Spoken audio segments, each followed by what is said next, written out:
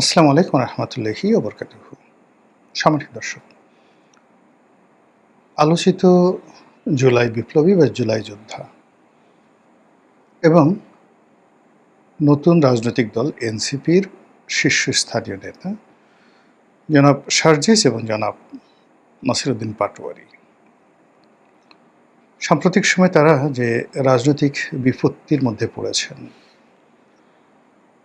এবং বলতে গেলে একটা অসম যুদ্ধ করতে গিয়ে প্রায় প্রতিদিনই তারা যেভাবে লাঞ্ছিত এবং অপমানিত হচ্ছেন, এতে করে আমাদের রাজনীতির যে এই মুহূর্তে যে সমীকরণ, সেই সমীকরণটি আসলে উল্টে যাচ্ছে।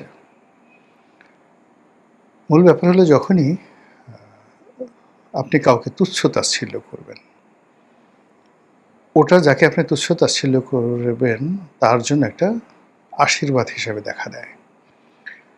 ফলে এখন সার্জিসকে এবং নাসিরউদ্দিন পাটোয়ারিকে যেভাবে পিটুনি দেওয়া হচ্ছে, আহত করা হচ্ছে, এতে করে তারা তাদের স্ব অবস্থানে আরও বড় হয়ে যাবে। শুধু আমাদের দেশে না, পৃথিবীর যে কোনো দেশে যখনই কাউকে খুব বেশি নির্যাতন করা হয়, জুলুম, অত্যাচার করা হয় কার উপর, কিংবা কাউকে মূল ট্র্যাকের বাইরে রাখার জন্য প্রাণান্ত চেষ্টা করা হয়, সে মানুষটি সেখান থেকে বের হয়ে আসলে নেতা হয়ে যান। সেই প্রাচীন জমানাতে দাস বিদ্রোহ, প্রথম রোমানদের মধ্যে যে দাস বিদ্রোহ হয়েছিল, সেই বিদ্রোহের নেতা যেভাবে তৈরি হয়েছিলেন, একইভাবে চে গুয়েভারা, তারপর Ellis Vladimir Lenin, Fidel Castro, আমাদের বাংলাদেশে বঙ্গবন্ধু শেখ মুজিবুর রহমান এবং ভারতে মহাত্মা গান্ধী, এই নেতাগুলো কিন্তু তুচ্ছ এবং তাচ্ছিল্য যারা করেছেন তাদেরকে তাদের মুখের উপরে একটা ঐতিহাসিক জবাব দিয়ে তারা জাতির ভাগ্য বিধাতা বনে গিয়েছেন। এখনকার দৃষ্টিতে, আজকের দৃষ্টিতে যদি আপনি দেখেন, নাসিরউদ্দিন পাটোয়ারি কিংবা সার্জিস, এই দুজনের বৈশিষ্ট্য কী? সার্জিস ছোটোখাটো একজন মানুষ, নাসিরউদ্দিন পাটোয়ারি একটু উঁচু লম্বা আছে। দুজনেই গ্রামের মধ্যবিত্ত বা নিম্ন মধ্যবিত্ত পরিবার থেকে এসেছেন। আর কর্মজীবনে এই জুলাই আগস্ট বিপ্লবের আগে তাদেরকে আমরা ওইভাবে চিনতাম না। তাদের পরিবার বা যে ধরনের বায়োগ্রাফি সামনে চলে এসেছে, সেটা আমাদের সমাজের যারা প্রান্তিক জনগোষ্ঠী তাদেরই প্রতিনিধিত্ব করে। কিন্তু আপনি যদি দেখেন যে তাদের শুরুটা যেটা হয়েছিল, সকলেরই শুরু হয়েছিল মূলত জুলাই আন্দোলনের আগে কোটা বিরোধী আন্দোলন, বৈষম্য বিরোধী আন্দোলন, এবং সেখানে নুরুল হক নুরু বা রাশেদ, এরাও কিন্তু এই সার্জিস এবং নাসিরউদ্দিন পাটোয়ারি, এদের দুজনকে যদি আপনি নিম্ন মধ্যবিত্ত পরিবার ধরেন বা যে কোনো বিচারে আপনি তাদেরকে যদি আপনি সমালোচনা করতে চান, তাহলে নুরু এবং রাশেদকে আপনি আরও বেশি সমালোচনা করতে পারবেন। এর কারণ হলো তারা আরও প্রান্তিক পরিবেশ থেকে এসেছে। তাদের কথা, তাদের ল্যাঙ্গুয়েজ আপনি যদি পাশাপাশি বসিয়ে দেন এই চারজনকে বিতর্ক করার জন্য একটা টেবিলে যে কোনো একটা বিষয়, আপনি দেখবেন যে নাসিরউদ্দিন পাটোয়ারি এবং সার্জিস, এই দুজনই যাকে বলা হয় নুরুল হক নুরু এবং রাশেদ, এদের চাইতে ভালো করবেন, খারাপ করবেন না। যদিও রাশেদ এবং নুরু এদের নেতা ছিলেন বৈষম্যবিরোধী আন্দোলনে। কথাটা বললাম এই কারণে যে নুরু এবং রাশেদ, তাদেরকে আওয়ামী লীগ সরকার নির্যাতন করতে করতে করতে করতে এখন নুরু ক্যাবিনেট মিনিস্টার, ক্যাবিনেট না প্রতিমন্ত্রী, সে একজন মন্ত্রিপরিষদের সদস্য। রাশেদ বিএনপির মতো একটা বড় দলের মনোনয়ন পেল, আবার সেটা পাশ করতে না পারার কারণে তাকে সচিব পদমর্যাদায় প্রধানমন্ত্রীর সমস্ত রাজনৈতিক বিষয়াদি দেখার জন্য তাকে নিয়োগ দেওয়া হয়েছে। তারা দুজন দায়িত্ব পালন করছেন, কিন্তু এখনও পর্যন্ত আপনি যদি পাশাপাশি দেখেন যে তারা মন্ত্রী হয়েছেন, সচিব হয়েছেন, কিন্তু আর্ট অ্যান্ড অ্যাটিটিউডে স্টিল আজকের দিন পর্যন্ত সার্জিস এবং নাসিরউদ্দিন পাটোয়ারি সাবলীল, আরও বেশি সাবলীল। তো কাজেই তাদেরকে যদি আপনি বারবার আঘাত করেন, তারা যে আগামী দিনে একজন বড় নুরু হবে না, নুরু দ্য গ্রেট, আর ধরেন এই রাশেদ দ্য গ্রেট বা রাশেদ দ্য বড় ভাই। আমাদের দেশে আছে না রাফসান দ্য বড় ভাই, রাশেদ দ্য বড় ভাই, নুরু দ্য বড় ভাই। তারা যে হবে না তা কিন্তু বলা যাচ্ছে না। মূল ব্যাপার হলো যে সার্জিস কি করছে জানি না। সার্জিস ছোটোখাটো তার যে সে সাধারণত বাজে কোনো কথা বলে না, কিন্তু যাকে বলা হয় নাসিরুদ্দিন পাটোয়ারি সে সমালোচনা করেন, কিন্তু সেখানে কোনো অশ্লীল শব্দ উচ্চারণ করছে বা ওরকম হাদি যেভাবে আজে বাজে কথাবার্তা বলতো ওই ধরনের আজে বাজে কোনো কথা আমি এখন পর্যন্ত তার মুখ দিয়ে শুনি না। কিন্তু সে টু দি পয়েন্টে যে বিষয়গুলো মেনশন করে, যে বিষয়গুলো পয়েন্ট আউট করে আর যে বিষয়গুলো জনগণের সামনে তুলে নিয়ে আসে, এগুলোর মানে যে একেবারে অসত্য, মানে এগুলো অপ্রিয়, প্রচণ্ড অপ্রিয়, অনেক ক্ষেত্রে সৌজন্যবিহীন। এগুলোর কোনো সৌজন্য নেই, আমাদের সমাজের যে প্রথা তার বিরুদ্ধ।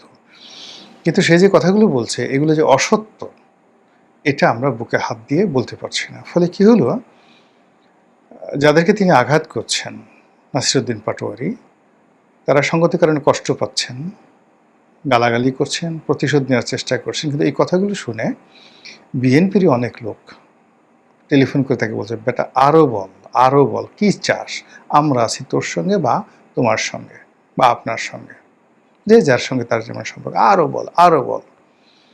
তারপর তার দলের যারা লোকজন তারা তো পিছন থেকে বলে, আরে বাঘের বাচ্চা, বাঘের বাচ্চা।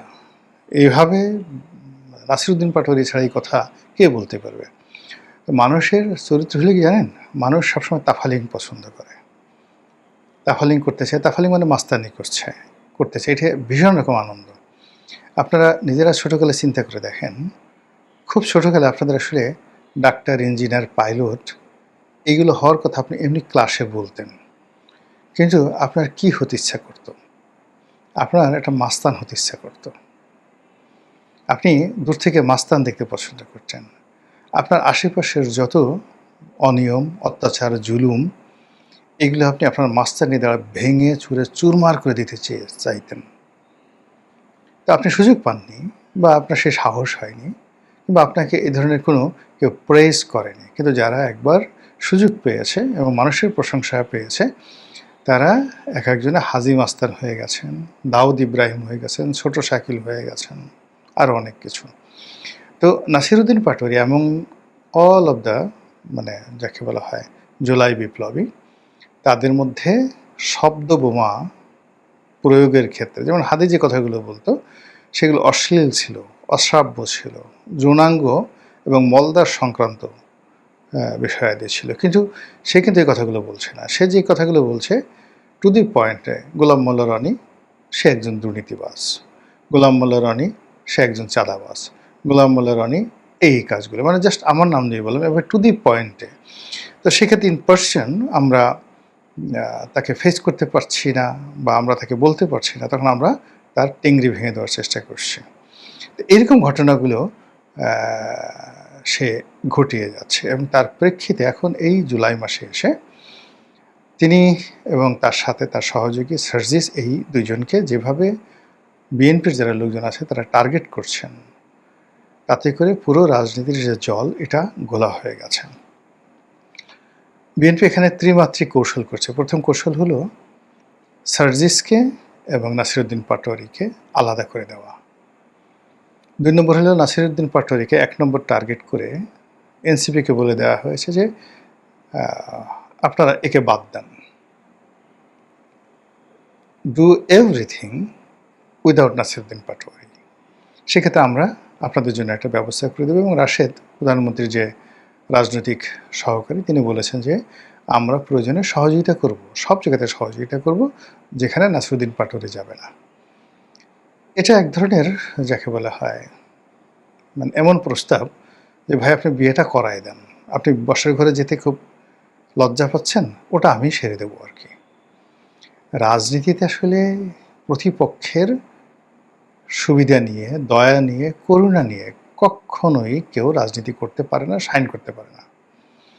রাজনীতিতে কখনো তেলবাজি করে, দালালি করে, জুতো চেটে, পা চেটে একটা সার্টেন লিমিট পর্যন্ত সাস্টেইন করা যায়, মানে থাকা যায়, কিন্তু সাস্টেইন করা যায় না, সারভাইভ করা যায় না। এটা জাস্ট লাইক এ চা পানি খাওয়ার মতো, কিন্তু মূল ডিশ না। রাজনীতিতে টিকতে হলে লড়াই করে, সংগ্রাম করে করতে হবে। এবং নেতা হতে হলে, নেতা আসলে ফকির মিসকিনের মধ্য থেকে কখনো নেতা হয় না। নেতাকে অর্থনৈতিকভাবে সবল হতে হবে, সচ্ছল হতে হবে, অন্য সবার সাথে শিক্ষিত হতে হবে, মার্জিত হতে হবে, সবার চেয়ে সাহস বেশি থাকতে হবে। তো সেই ক্ষেত্রে আমাদের রাজনীতির একটা অকাল। অকাল হলো আপনি নাসিরুদ্দিন পাটোয়ারি বলেন, সার্জিস বলেন, তারপরে অন্যান্য যারা বলেন, তারপর তাদের প্রতিপক্ষ যে সমস্ত লোকজন কথাবার্তা বলছে ঠিক সেম এজের, তাদের সঙ্গে যদি আগের জেনারেশন, জাস্ট 1 থেকে 2 জেনারেশন আগের আপনি 100 জন রাজনীতিবিদ দেখেন, যেমন আপনি নাজিমউদ্দিন আলমের কথা বলেন, বিএনপি নেতা নাজিমউদ্দিন আলম, বা ফজলুল হক মিলন, আরও বড় নেতার যাওয়ার দরকার নাই। তো এই নাজিমউদ্দিন আলম বা ফজলুল হক মিলন, এই দুজন লোক বসে থাকবে, আর এনসিপির এরকম 1000 ছেলে মেয়ে বসে থাকবে ফেয়ার জায়গাতে। এদের সামনে 5 মিনিট কথা বলার মতো অবস্থা এখনও এনসিপির কারো হয়নি। তো কাজে এনসিপি ঠিক সেই যোগ্যতাটা অর্জন না করে তারা যে কাজটি করার চেষ্টা করেছে সেটা হলো তাফালিং, কত দ্রুত সেই মানুষকে আকৃষ্ট করা যায়। আর আকৃষ্ট করার জন্য অনেক কাজ আছে। আপনি যদি লুঙ্গি উঠিয়ে আপনার পুটু মেয়েকে দেখায় দেন, লোকজন, আপনি মুহূর্তের মধ্যে ভাইরাল হয়ে যাবেন। আপনি যদি এই 400-500 লোক খেতে বসছে, সেখানে বসে মোটামুটি একটু বায়ু ত্যাগ করেন, সঙ্গে সঙ্গে আপনি ভাইরাল হয়ে যাবেন। সবার মধ্যে আপনি একটা পিস্তল বের করে একটা গালাগালি দেন, কিন্তু আপনি একটা জায়গাতে ঢুকছেন, ঢোকার সঙ্গে সঙ্গে সমস্ত অ্যাটেনশন আপনার দিকে গেছে। এই জন্য আপনার কর্ম থাকা লাগবে, তো আপনার ট্র্যাক রেকর্ড থাকা লাগবে। সেই ট্র্যাক রেকর্ড না থাকলে কখনো নেতা হওয়া যায় না। তো এক্ষেত্রে যারা নতুন, নবীন, তারা খুব দ্রুত নেতা হওয়ার জন্য, জনগণের আকর্ষণ লাভ করার জন্য, তাফালিং করার জন্য যে কাজগুলো করছেন, সেই কাজে তাদের যারা শক্তিশালী প্রতিপক্ষ, তারা প্রতিহিংসা পরায়ণ হয়ে পড়েছেন।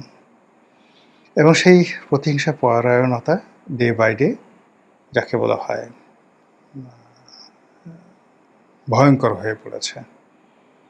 যেভাবে নাসিরুদ্দিন পাটোয়ারিকে আক্রমণ করা হচ্ছে, অন দ্য লং রানে যদি নাসিরুদ্দিন পাটোয়ারিরা টিকে যান এই ধরনের জুলুম অত্যাচারের বিরুদ্ধে, তারা হয়তো নেতা হতে পারবেন, কিন্তু তাদের অন্য যে যোগ্যতাগুলো আছে, এডুকেশন, ফাইন্যান্সিয়াল স্ট্যাবিলিটি, মানুষের রেসপেক্ট গ্রহণ করার ক্ষমতা, তাদের সোশ্যাল ইনফ্লুয়েন্স, এখন আপনি নেতা হয়েছেন, কিন্তু আপনি একটা টেলিফোন করে কাউকে বললেন যে ভাই এটা ডিসি সাহেবকে, এটা সেক্রেটারিকে, এটা ডিআইজিকে এটা একটু করে দেন, সে যদি আপনার প্রতি শ্রদ্ধা পোষণ করে আপনাকে এই কাজটা করে না দেয়, আপনি জীবনে নেতা হতে পারবেন না, নেভার এভার ইন লাইফ।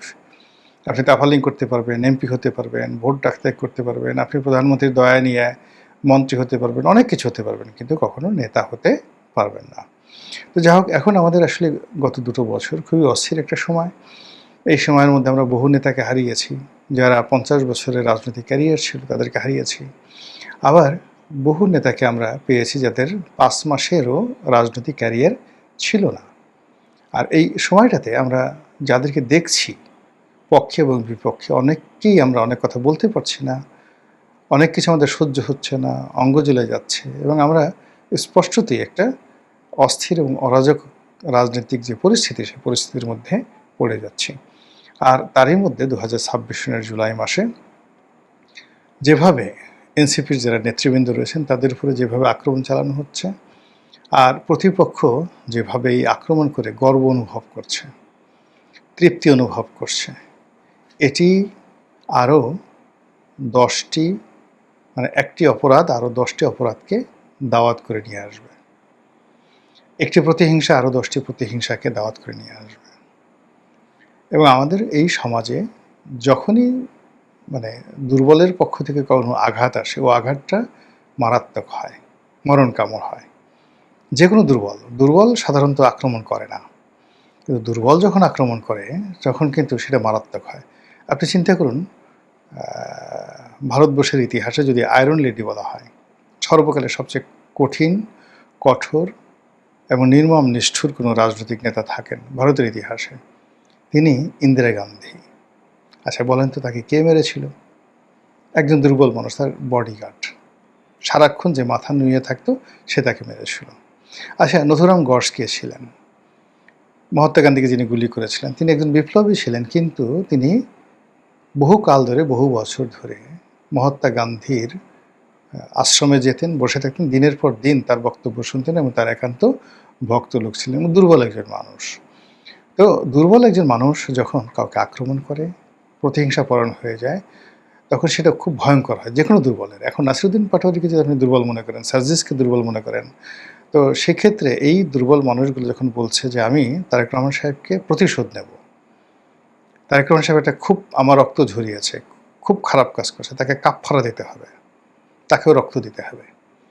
আপনি বোঝার চেষ্টা করেন, এই যে জিঘাংসা, এই জিঘাংসা কতটা ভয়ানক প্রতিক্রিয়া তৈরি করতে পারে। আপনি ইতিহাস পড়লে দেখুন, আমি অন্তত ২০ জন মানে লোকের নাম বলতে পারবো আপনি যাদেরকে একেবারে তুচ্ছ তাচ্ছিল্য করেছেন। যেমন হযরত উমরকে যে হত্যা করেছে, হযরত আলীকে যারা হত্যা করেছে, আপনি এটা পড়ে দেখেন।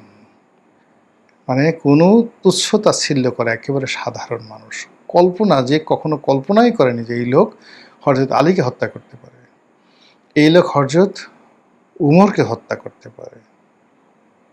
মানে ওমর আরও ঠাট্টা করে, ওই যে হত্যাকারী তাকে ঠাট্টা করে একদিন একটা কথা বলেছিল, তুমি তো ভাবসাব এমন দেখাচ্ছ, কথাবার্তা বলছো, মনে হয় যেন তুমি আমাকে মেরেই ফেলবে।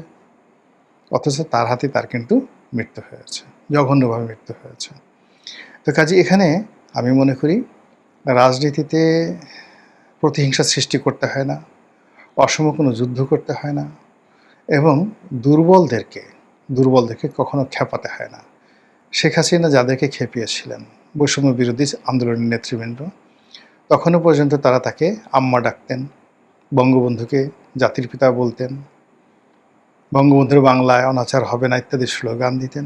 আর শেখ হাসিনা বারবার শুধু তাদেরকে তুচ্ছ এবং তাচ্ছিল্য করেছেন। আর সেই তুচ্ছ তাচ্ছিল্যের পরিণামটা কী হয়েছে নিঃসন্দেহে আমরা সবাই খুব ভালো করে জানি। আশা করি বর্তমান সরকার অনুরোধ, কোনো অবস্থাতেই কাউকে তুচ্ছ এবং তাচ্ছিল্য করবেন না।